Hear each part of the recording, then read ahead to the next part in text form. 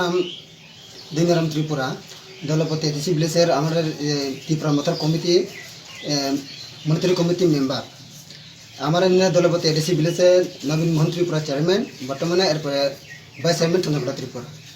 আমরা তো monetary committee member যে এখানে নতুন আছে তানি সহলইয়া, কারণ এই যে দলপতি এডিসি ভিলেজের বিভ্রান্ত হচ্ছে। আজকে আমরা ওনার যে ভাইস চেয়ারম্যান বিরুদ্ধে মানে বলতে গেছে বিরোধী মানে যেহেতু জিনিসগুলা বা বাজেট লেবু আসলে বা যে কোনো হাঁস এসেছে বা সুতার এসেছে ওনার ওই জিনিসটা সমগ্র নতুন কমিটি লইয়া তারা কোনো সিদ্ধান্ত করেনি।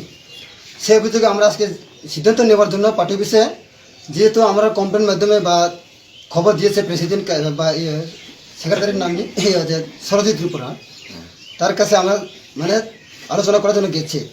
আমরা সবাই দলপতি এডিসি ভিলেজের যে ত্রিপুরামথা একটা লোক সবাই ওনার কাছে আমরা মানে বিচার চাইতে গেছে।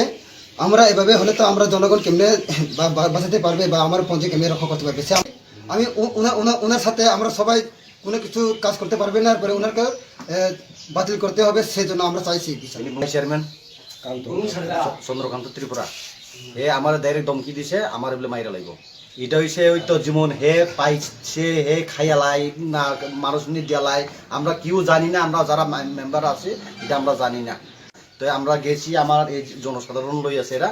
তারপরে আমার ডাইরেক্ট পার্টি থেকে আমার ধমকি দিছে যে তুমি পার্টি অফিস থেকে বার হইলে তুমি শেষ ডাইরেক্ট।